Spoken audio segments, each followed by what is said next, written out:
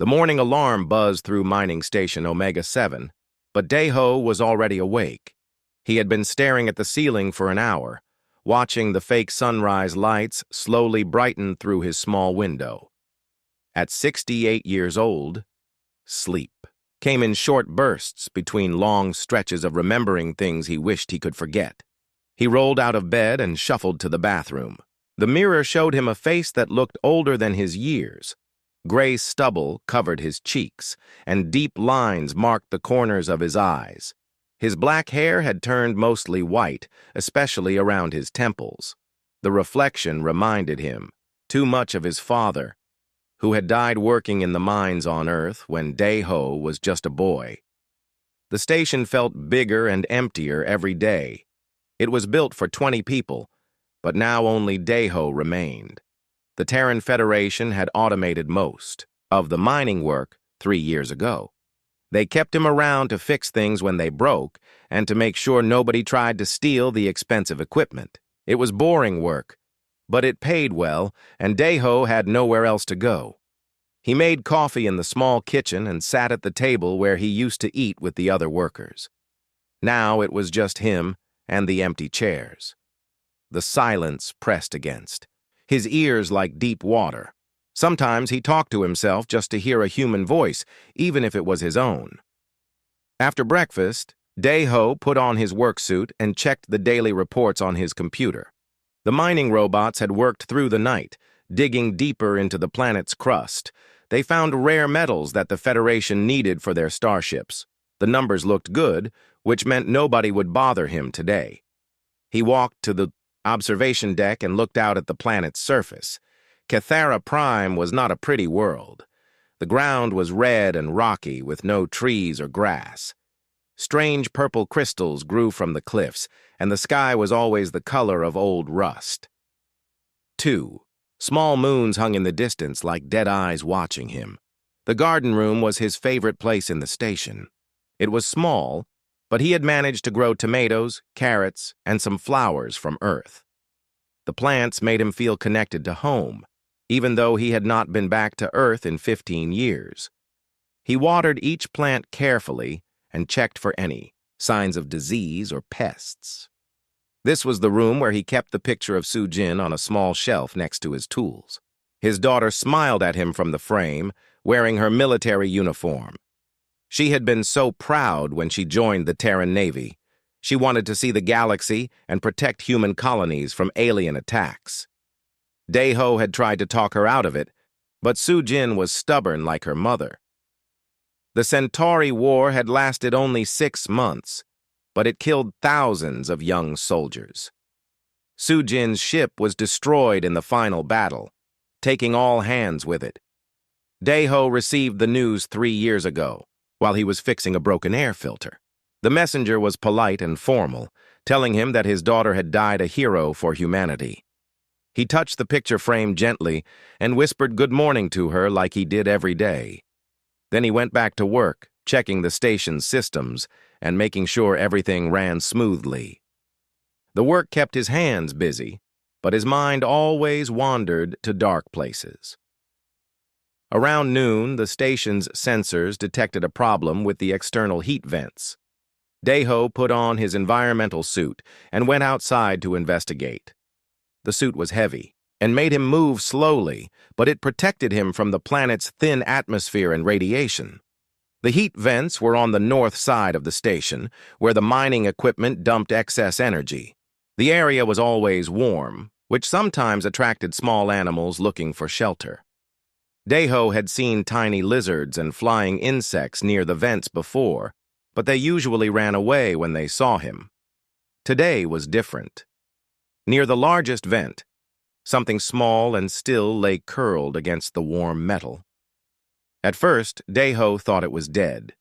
The creature was no bigger than a house cat, with scales that changed color in the light. It had tiny wings folded against its back and a long, thin tail wrapped around its body. Daeho knelt down carefully, his suit's joints creaking. The creature's chest moved slightly up and down. It was alive, but barely. Its golden eyes opened and looked at him with intelligence that made him catch his breath. This was not just an animal. This was something much more. He had seen pictures of dragons in the Federation databases, but they were supposed to be extinct. The Cathari race had been wiped out decades ago when their home planet was destroyed. Yet here was a baby dragon, alone and dying on this empty world. The creature tried to crawl away from him, but it was too weak to move far. Its scales were dull, and Daeho could see its ribs through the thin skin. It had been starving for a long time. Without help, it would die within hours. Daeho stood up and looked around the empty landscape. Nobody would know if he helped the creature. Nobody would care if he let it die. The Federation had strict rules about contact with alien species, especially dangerous ones like dragons. But looking down at the small, helpless being, Daeho could not see any danger. He saw only a child who needed help. He made his decision quickly, before he could change his mind. Carefully, he scooped up the dragon and held it against his chest. It was surprisingly light, and he could feel its rapid heartbeat through his gloves. The creature looked up at him with those strange golden eyes, and Daeho felt something he had not experienced in years. He felt needed. Back inside the station, Daeho removed his environmental suit and carried the dragon to his quarters. He made a soft bed from old towels and placed the creature on his desk where it would be warm and safe. The dragon watched him with curious eyes as he searched through his food supplies. He tried offering it some cooked meat from his dinner supplies, but the dragon turned its head away. Water was also refused. Daeho sat back in his chair and studied the small being. What did baby dragons eat? The Federation files did not contain that information. As the day turned to evening, Daeho found himself talking to the dragon like he talked to Sujin's picture. He told it about the station, about his daughter, about how lonely it got out here in the empty space between stars. The dragon listened, its golden eyes never leaving his face. For the first time in 3 years, Daeho did not feel completely alone. The dragon did not eat for 3 days. Daeho tried everything he could think of: raw meat, cooked meat, vegetables, even some of his precious chocolate bars. Nothing worked. The small creature grew weaker, spending most of its time sleeping on the towel bed he had made. On the 4th morning, Daeho was eating breakfast when he noticed the dragon watching him carefully. Its golden eyes followed every movement as he spread jam on his toast. When a small drop of jam fell onto the table, the dragon slowly crawled forward and sniffed it. Then, to Daeho's surprise, the dragon licked the sweet jam with a tiny pink tongue. Its eyes brightened, and it made a soft, chirping sound. Daeho quickly put more jam on his finger and offered it to the creature. This time, the dragon ate eagerly. Sweet things. The dragon liked sweet things. Daeho rushed to his food, storage, and found honey, sugar, and some dried fruits. The dragon ate small amounts of each, but honey seemed to be its favorite.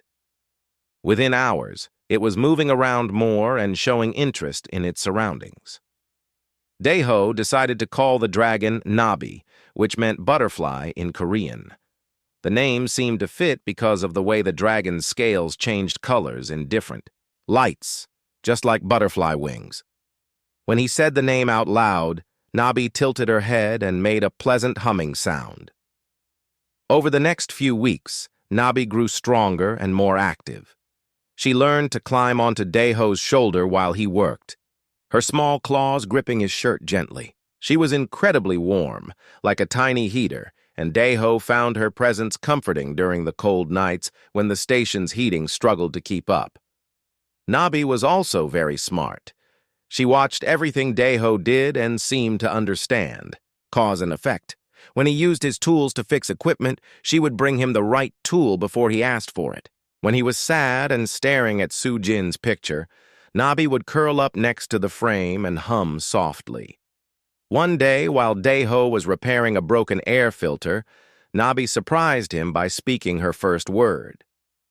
"Daeho," she said in a small, clear voice. He dropped his wrench and stared at her. Dragons could talk. He had read that in the old files, but hearing it was different. Yes, he said slowly. I am Daiho. Daiho good, Nabi replied, and his heart nearly broke from happiness. From then on, Nabi learned new words every day. She was like a very smart child, asking questions about everything. What this? Became her favorite phrase. Daiho found himself explaining how the station worked, how the mining robots operated, and what all the different foods were called. Nabi also learned to help with the station maintenance. Her small size allowed her to crawl into spaces that were too narrow for Daiho. She could check wiring in the walls and report back on what she found. Her eyesight was much better than his, and she could spot problems that he might miss. As months passed, Nabi grew larger. By the time she had been with Daiho for half a year, she was the size of a medium dog. Her scales had become more vibrant, shifting between blue, green, and silver depending on her mood. Her wings were getting stronger too, and she could glide short distances around the station. Daiho researched everything he could find about dragons in the Federation databases. Most of the information was old and incomplete, but he learned that the Cathari had once been a great civilization. They traveled between stars before humans ever left Earth. They were peaceful traders and explorers, not the dangerous monsters that some people believed them to be. The files also contained a sad truth. The Cathari race had been destroyed by a plague that attacked their immune systems. Their home planet was quarantined and then destroyed to prevent the disease from spreading. Any surviving dragons were scattered across the galaxy, with most dying young without the support of their families and communities. This knowledge made Daiho even more protective of Nabi. She was not just rare. She might be one of the last of her kind. The thought of losing her the way he had lost Su Jin filled him with a cold fear that kept him awake at night. Nabi seemed to sense his worry. She had developed an ability to project emotions, and Daiho could sometimes feel what she was feeling. When he was sad about Su Jin, Nabi would share her own sadness with him. When he was happy about something, she would amplify that happiness until they were both practically glowing with joy.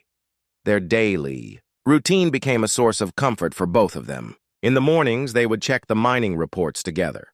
Nabi had learned to read basic numbers and could tell him if production was up or down. Then they would make breakfast, with Nabi getting honey on her toast and Daiho having his coffee. The afternoon was work time. They would inspect the station's systems, fix anything that was broken, and maintain the equipment. Nabi was especially good at detecting problems before they became serious. Her hearing was much better than human hearing, and she could notice when machines started making unusual sounds. Evenings were their favorite time. They would sit in the garden room, tending to the plants. Nabi loved the flowers and would hum to them in a frequency that seemed to make them grow better. Daiho would talk about his life on Earth, his work as a young engineer, and his memories of Su Jin as a little girl. Nabi shared her own memories too, though they came in images and feelings rather than words. She showed him glimpses of her home, world before the plague, with crystal cities and dragons flying through rainbow skies. She shared the love of her parents, who had hidden her in an escape pod before they died. She had drifted through space for months before crash landing on Cathara Prime, alone and terrified. Their bond grew deeper every day. Daiho had not realized how much he needed companionship until Nabi came into his life.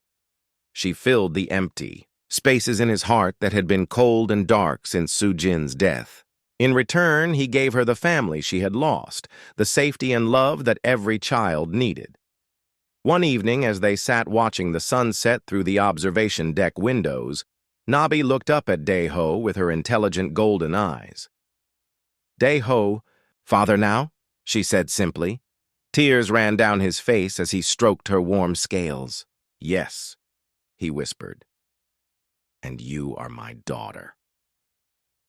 For the first time since the war, Daeho felt complete. He had no idea that their peaceful life was about to be threatened by forces beyond their control. For now, in this moment, they were just a father and daughter enjoying the quiet beauty of an alien sunset, grateful for the love they had found in each other. 6 months after finding Nabi, Daeho's life had completely changed. The lonely old man who used to talk to empty chairs now had constant companionship. Nabi had grown to the size of a large dog, her scales shimming like jewels in the station's lights. Her vocabulary had expanded to hundreds of words, and she could hold real conversations about complex topics. The morning routine had become a dance they both knew by heart.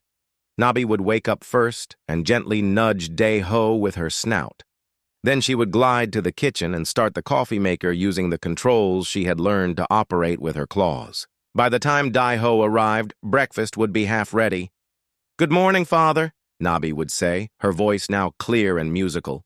She had stopped calling him by name months ago, preferring the word that meant so much to both of them. "Good morning, daughter," Daeho would reply, and his heart would fill with warmth every time. Their communication had evolved far beyond simple words. Nabi could project emotions and images directly into Daeho's mind, and somehow he had learned to send his own thoughts back to her. It was like having a constant, gentle conversation running beneath their spoken words. Through this mental connection, Daeho understood that Nabi was not just intelligent for a dragon. She was incredibly smart by any standard. Her mind worked differently than a human mind, processing multiple streams of information at once. She could monitor the entire station's systems while also tending the garden and having a conversation about philosophy. She had also developed what she called the knowing feeling. Sometimes she would stop what she was doing and tilt her head, listening to something Daeho could not hear. She would know when one of the mining robots was about to break down or when a storm was coming hours before the station's sensors detected anything. "How do you know these things?" Daeho asked her one day.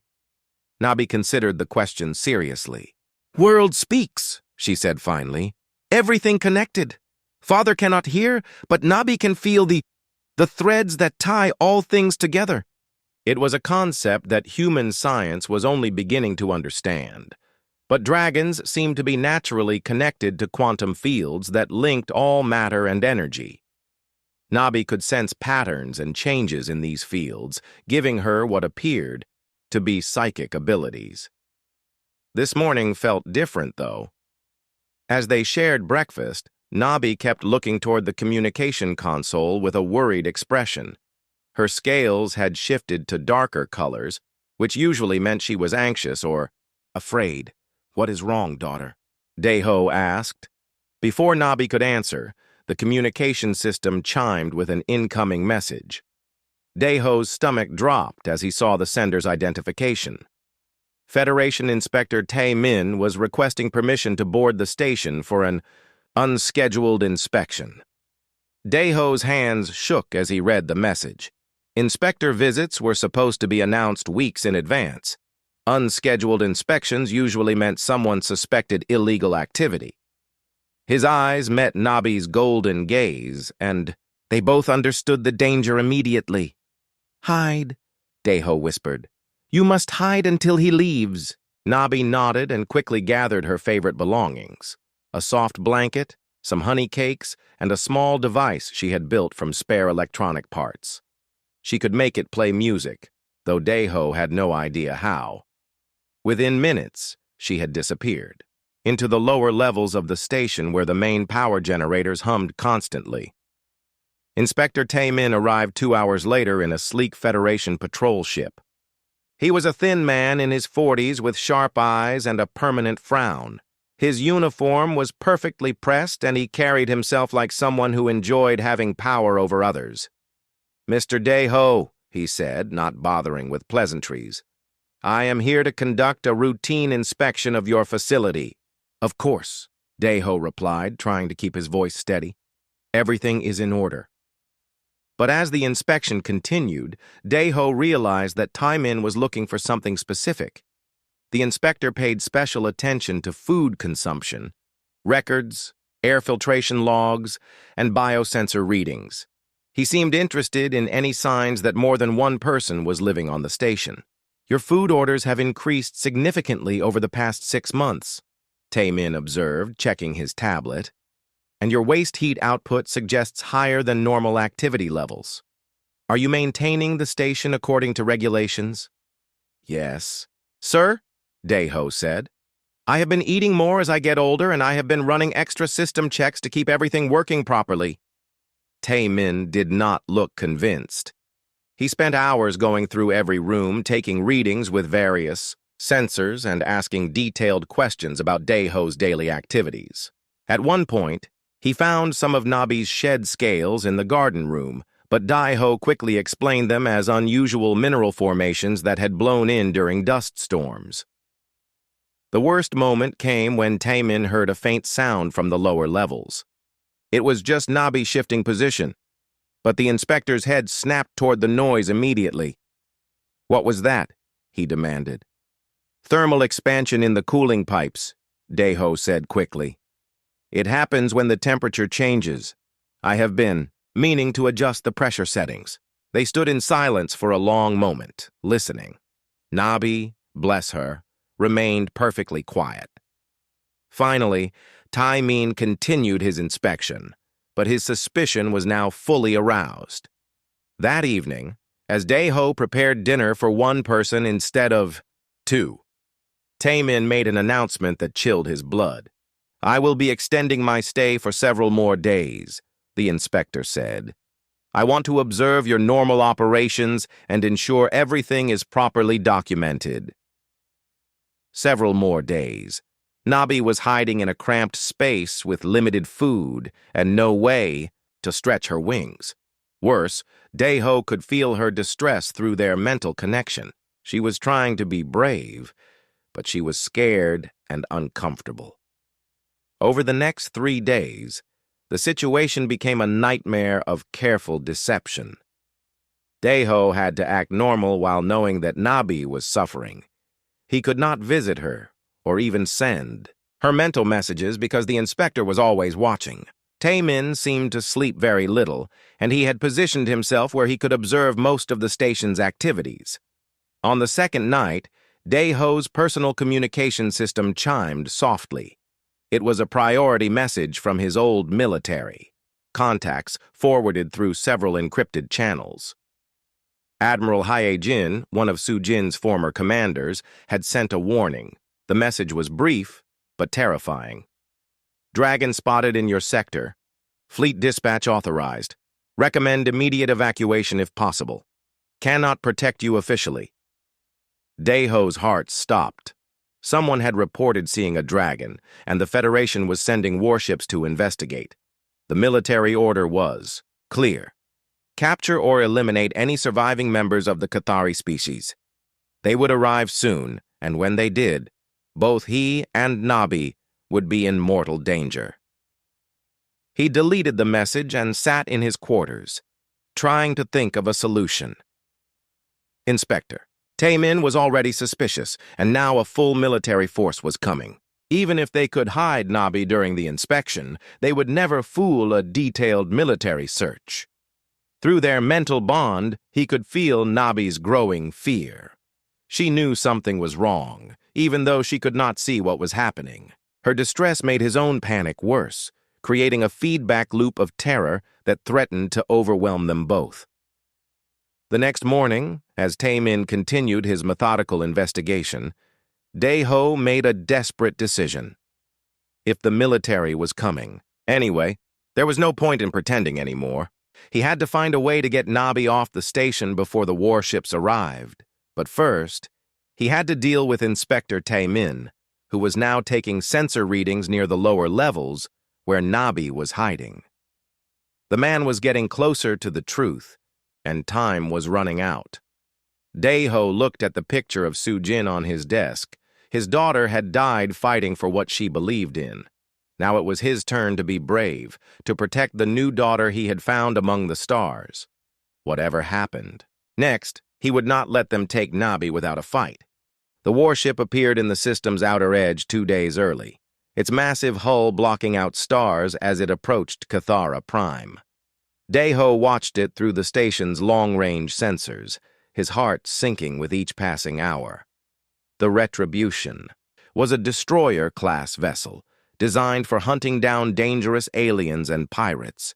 It carried enough firepower to reduce his small mining station to vapor in seconds. Inspector Tae-min had received new orders during the night. Deho could see the change in the man's behavior immediately. The inspector was no longer just suspicious, he was actively hunting. His sensor sweeps had become more frequent and thorough, and he had started checking areas of the station that had nothing to do with mining operations. "Mr. Deho," Tae-min said over breakfast, his voice carefully neutral, "I need to ask you some direct questions about your activities here." "Of course," Deho replied, though his mouth felt dry as sand. "Have you had any contact with non-human life forms during your time on this station?" The question hung in the air like a loaded weapon. Deho knew that lying to a Federation inspector was a serious crime, but telling the truth would mean Nabi's death. "I have seen some small animals near the heat vents," he said carefully. "Lizards and insects, mostly. Nothing dangerous." Tae-min's eyes narrowed. "What about larger creatures? Anything that might be considered sentient or potentially hazardous?" Before Deho could answer, the inspector's communication device buzzed with an urgent message. Tae-min read it quickly, and his expression changed to one of grim satisfaction. "The Federation warship Retribution will be arriving within hours," he announced. "Captain Jin Woo has orders to conduct a thorough search of this facility. I suggest you prepare yourself for questioning." Deho felt the world spinning around him. Hours, not days. He had run out of time to find a solution. In the lower levels, he could sense Nabi's growing terror through their mental connection. She knew the danger was approaching, and her fear was making it hard for him to think. "Clearly, what are they looking for?" Deho asked, though he already knew the answer. "A Cathari dragon," Tae-min said bluntly. "Our sensors detected traces of their unique quantum signature in this area. Dragons are extremely dangerous creatures, Mr. Deho. If one is on this station, everyone here is in mortal peril." The irony was bitter. Nabi, who had never hurt anyone and spent her days helping with station maintenance and making honey cakes, was considered a deadly threat by people who had never met her. The Federation's fear was based on old prejudices and misunderstandings, but it would get her killed just the same. That afternoon, while Tae-min was busy preparing reports for the incoming warship, Deho made a desperate attempt to contact his old transport ship. The vessel had been sitting unused in the station's docking bay for 3 years, covered in dust and slowly deteriorating. If he could get it running, maybe he could smuggle Nabi to safety before the military arrived. But when he ran the diagnostic programs, his heart sank. The ship's engines were completely dead, and the life support systems had multiple failures. Even if he worked around the clock, it would take weeks to make the vessel spaceworthy. He did not have weeks. He barely had hours. As evening approached, Deho finally managed to slip away from Tae-min's watchful eyes and visit Nabi in her hiding place. She was curled up in a maintenance tunnel, trying to make herself as small as possible. When she saw him, she immediately crawled into his arms like a frightened child. "Father scared," she whispered, feeling his emotions through their bond. "Nabi scared too." "I know, daughter," he said, holding her warm body against his chest. "But I will not let them hurt you, I promise." Nabi looked up at him with those wise golden eyes. "Bad humans coming for Nabi?" "Yes," he said honestly. "They think you are dangerous, but they are wrong. They do not understand that you are good and kind." Nabi was quiet for a long moment, thinking. When she spoke again, her voice was very small. "Nabi, go away. Protect father from bad humans." The words hit Deho like a physical blow. She was offering to leave, to face certain death alone, just to keep him safe from the consequences of helping her. It was an act of selfless love that broke his heart and strengthened his resolve at the same time. "No," he said firmly. "We stay. Together. We are family now, and families do not abandon each other." But even as he spoke the words, Dae-ho knew they might be empty promises. The retribution would arrive soon, and when it did, Captain Jin-woo would tear the station apart looking for Nabi. Even if they could hide her during the initial search, the military had equipment that could detect the quantum signatures that all dragons naturally emitted. That night, unable to sleep, Dae-ho sat in his quarters and tried to think of options. He could surrender Nabi and hope the military would study her instead of killing her. But the Federation's track record with alien prisoners was not encouraging. He could try to fight when they came for her, but an old man with basic maintenance tools would not last long against trained soldiers. The only real choice was to try to delay them long enough for help to arrive. Admiral Hyojin had hinted that she might be able to influence the situation, but she would need time to gather support from other sympathetic officers. If Dae-ho could just hold out for a few days, maybe there was a chance. He spent the pre-dawn hours modifying the station's systems, preparing for a siege he probably could not win. He rerouted power to the defensive shields, activated the emergency lockdown procedures, and programmed the mining robots to respond to his personal commands. It was not much against a warship, but it might buy them precious time. As the first artificial sunrise began to glow through the station windows, the long-range sensors detected the Retribution entering orbit around Cathera Prime. The massive ship positioned itself directly above the mining station, its weapons trained on the small facility below. Inspector Tae-min received his final orders and turned to Dae-ho with an expression that might have been sympathy. "Captain Jin-woo will be boarding within the hour. If you are hiding something, Mr. Dae-ho, now is the time to cooperate." The captain has a reputation for being thorough in his searches. Dae-ho looked out at the warship hanging over them like a mechanical storm cloud. In a few minutes, soldiers would come for Nabi, and he would have to make the choice that would define the rest of his life.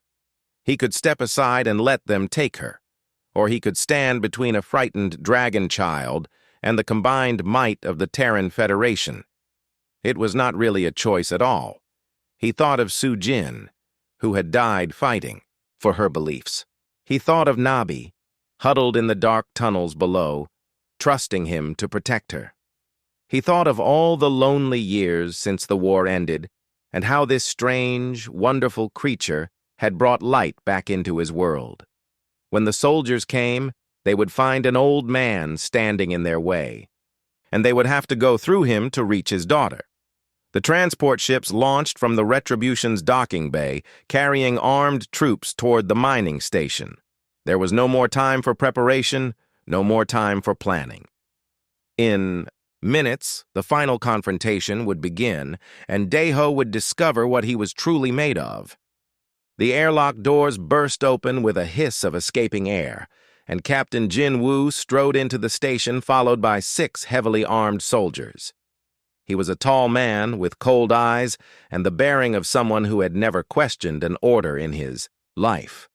His uniform was spotless, and the weapons on his belt had the worn look of tools that were used regularly. "Mr. Dae-ho," the captain said without ceremony, "you will stand aside and allow my team to conduct a complete search of this facility. Any interference will be considered an act of treason against the Terran Federation." Dae-ho stood in the center of the main corridor, his hands empty but his stance firm. "This is my home," he said quietly. "I have rights under colonial law." "Your rights are suspended," Jin-woo replied, producing a legal document from his pocket. "This station is now under military authority. Inspector Tae-min has reported evidence of illegal alien contact. We are authorized to use any force necessary to locate and capture the creature." Behind the captain, the soldiers were already spreading out, their sensors sweeping every corner of the station. They moved with practiced efficiency, sealing exits, and checking each room systematically. It would not take them long to find the maintenance tunnels where Nabi was hiding.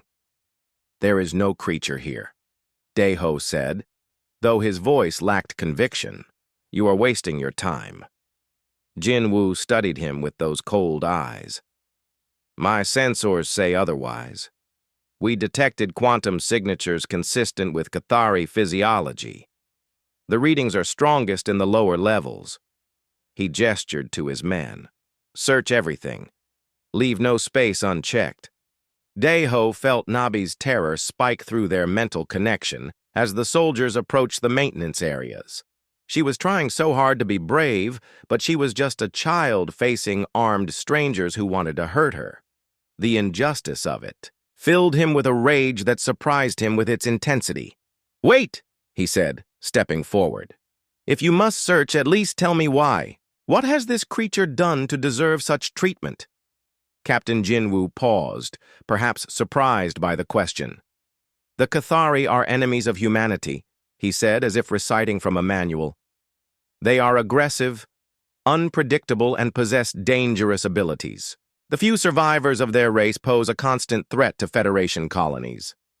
"That is not true," Daeho said more loudly than he intended.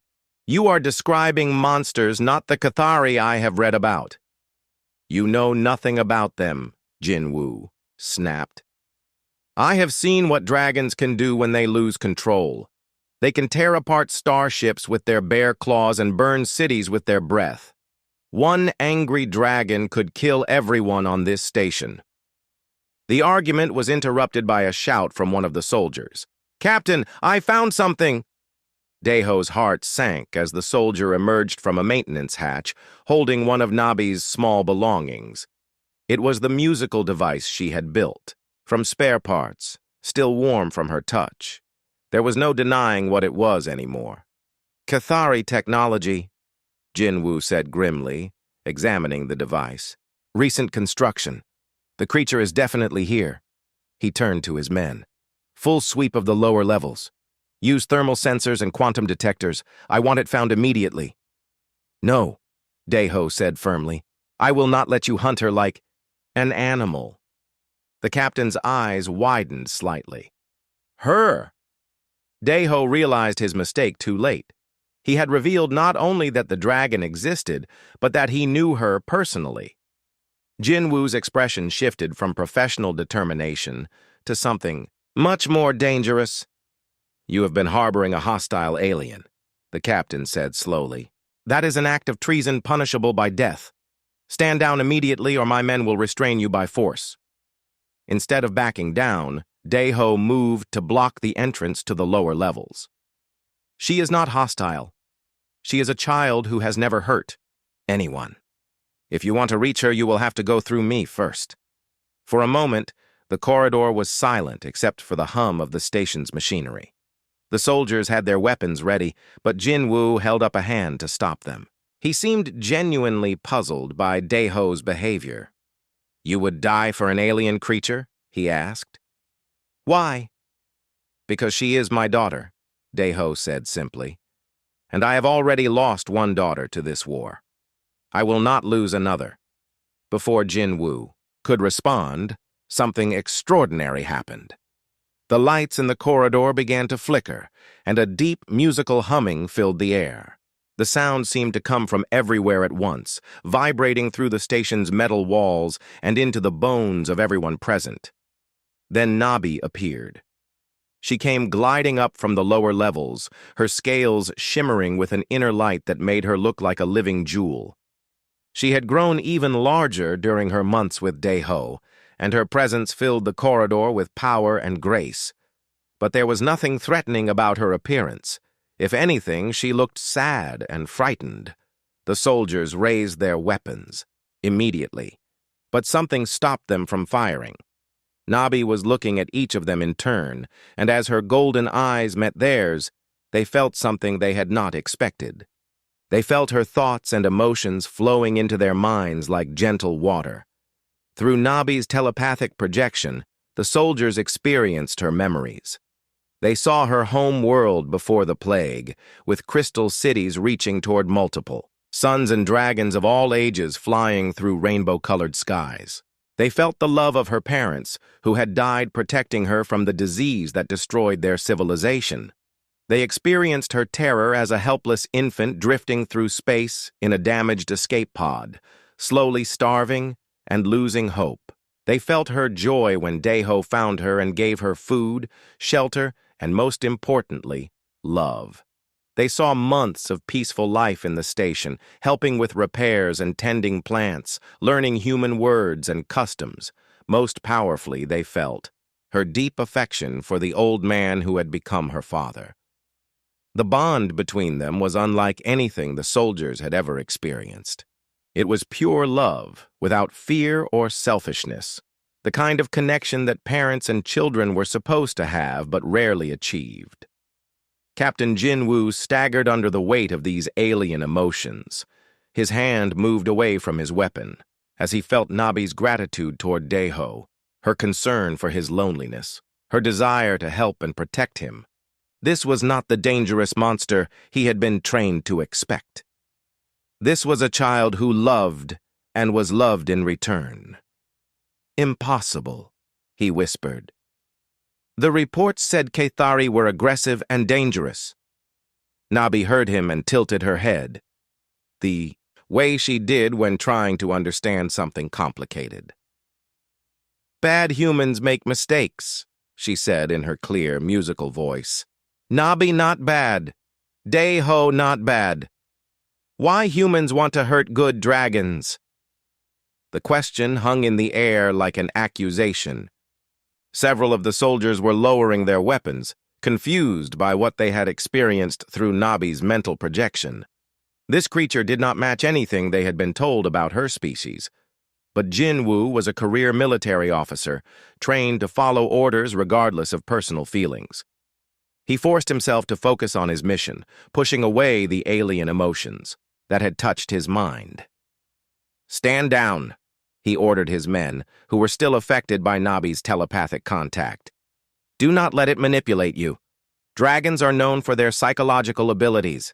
He raised his own weapon, pointing it directly at Nabi. "You will surrender immediately or we will use lethal force." Dayho stepped between them without hesitation. "You want to kill her? You kill me first." "Father, no," Nabi said urgently. "Nabi not want father hurt. Nabi go with bad humans if they promise not to hurt father." It was at that moment, facing the choice between his own safety and his daughter's life, that something remarkable happened to Dayho. He felt a surge of protective love so strong that it seemed to change the very air around him. And Nabi, sensing his emotions through their mental bond, began to glow with an inner light that had nothing to do with her scales. The quantum signatures that the ship's sensors had been tracking suddenly spiked beyond anything in the recorded data. Energy readings throughout the station went wild, and the lights began to pulse in rhythm with Nabi's heartbeat. "What is happening?" Jinwoo demanded, but even as he spoke, he could see the answer. Nabi was changing.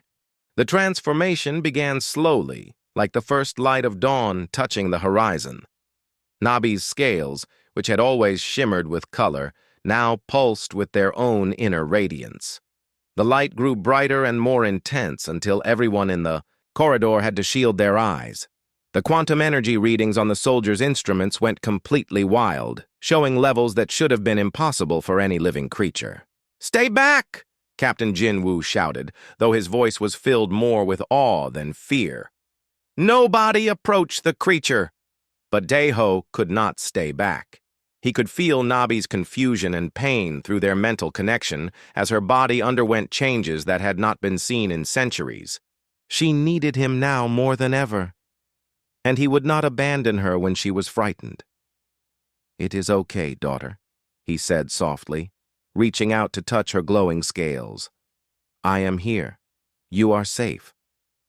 The moment his hand made contact with her transformed skin, something extraordinary happened. The light that had been chaotic and wild suddenly became focused and purposeful. Nabi's growth accelerated, but instead of being painful, it seemed to bring her joy and understanding. Within minutes, she had grown to her full adult size, nearly as large as one of the mining robots. Her wings had expanded to magnificent proportions, and her scales now reflected every color of the rainbow. But the most remarkable change was in her eyes. They still held the same gentle intelligence that Daeho loved, but now they also contained something that had not been there before. Ancient knowledge. The metamorphosis, Inspector Taemin whispered in amazement. I have read about this in the old texts, but nobody believed it was real.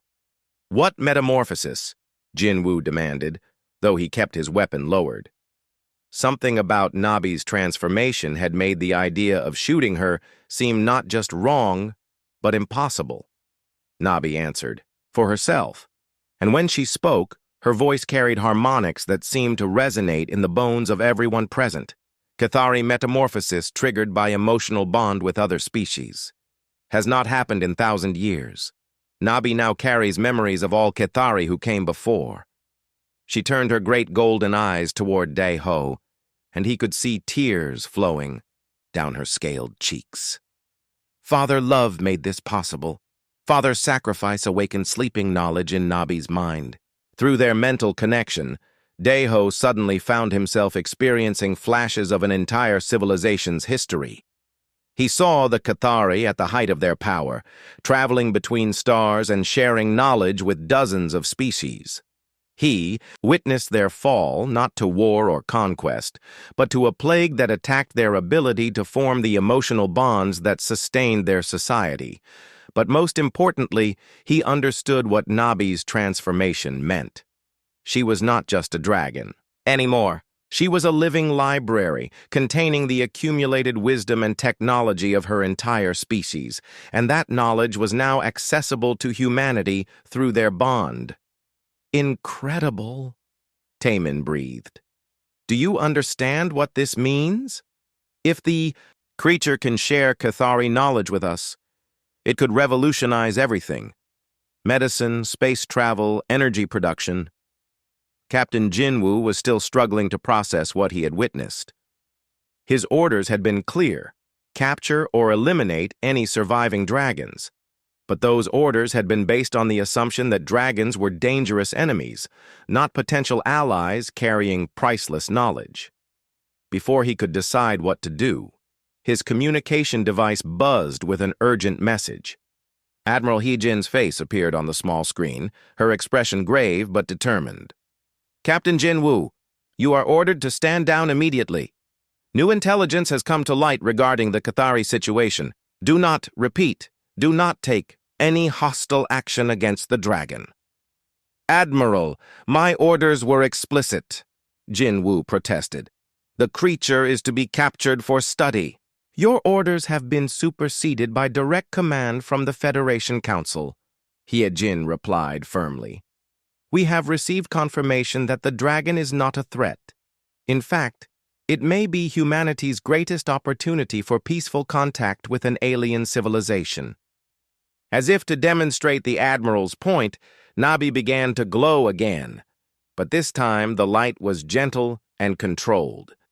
She extended her consciousness toward the station's computer systems, and suddenly every screen in the facility lit up with information that made the humans gasp in wonder. Technical diagrams appeared showing clean energy sources that could power entire planets. Medical formulas scrolled past that could cure diseases humans had never learned to treat. Most remarkably, terraforming procedures appeared that could turn dead worlds into gardens within decades instead of centuries. Gift, Nabi said simply. Cathari knowledge given freely to humans who showed kindness to lost dragon child. But even as the scientists and engineers among the group marveled at the technical information, Nabi was preparing her most personal gift for Daeho. She turned to face him, her great head lowering until they were eye to eye. Father gave Nabi family when she had none, she said softly. Now Nabi gives father family gift. Before Daeho could ask what she meant, the air in front of him began to shimmer and take shape. Using advanced Cathari technology that could manipulate matter at the quantum level, Nabi was creating something from his memories and emotions. Sujin appeared before him, not as a photograph or hologram, but as a living presence constructed from every memory he had of his daughter. She looked exactly as she had the last time he saw her, young and strong in her military uniform, but her eyes held the wisdom and peace that came from understanding. "Hello, Father," Sujin said, her voice carrying the same warmth it had always held. "I have missed you so much." Daeho fell to his knees, tears streaming down his face. This was not resurrection, and he understood that. But it was something almost as precious. A chance to say goodbye properly. To tell his daughter how proud he was of her. To receive her forgiveness for all the times he had failed as a father. "Sujin," he whispered, reaching out to touch her face. His hand passed through her, but somehow he could still feel her presence, warm and real and loving. "I am so proud of you," Sujin said, her eyes including both Daeho and Nabi in her gaze. "You saved her when she needed saving, and she saved you in return. That is what family does." The reunion lasted only a few minutes before Sujin began to fade, but those minutes contained years of healing for Daeho's wounded heart. As she disappeared, she smiled at both of them and whispered, "Take care of each other." Captain Jin Woo and his soldiers stood in respectful silence during this deeply personal moment. When it was over, the captain made a decision that surprised everyone, including himself. "Admiral Hae Jin," he said into his communicator, "I am recommending that this station be designated as a diplomatic facility for human Cathari relations. Mr. Daeho should be appointed as the first cultural liaison." The Admiral's approval came swiftly, along with the news that several Federation science vessels were already en route to study the remarkable situation. Within hours, Mining Station Omega-7 would be transformed from a lonely outpost into one of the most important facilities in human space.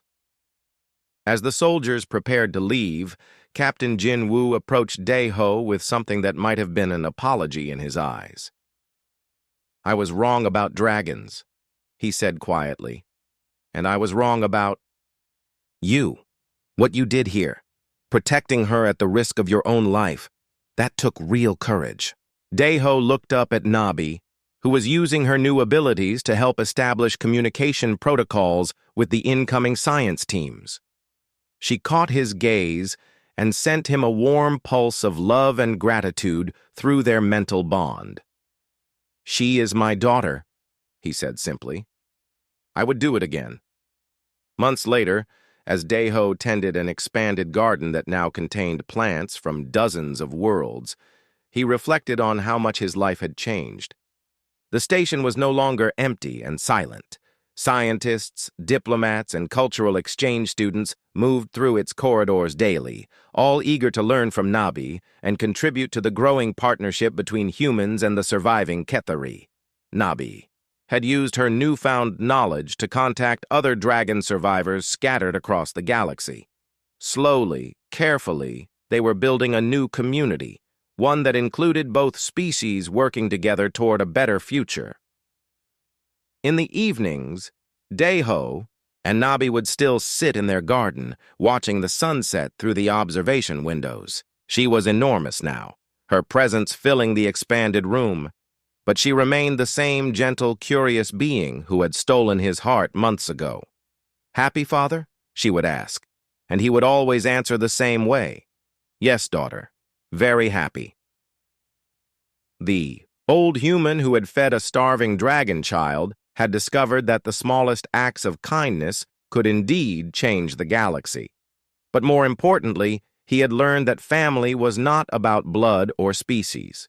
It was about love, sacrifice, and the choice to stand by each other when the rest of the universe turned away. And in the growing alliance between humans and dragons, that simple truth was becoming the foundation for something beautiful and unprecedented: true peace between the stars.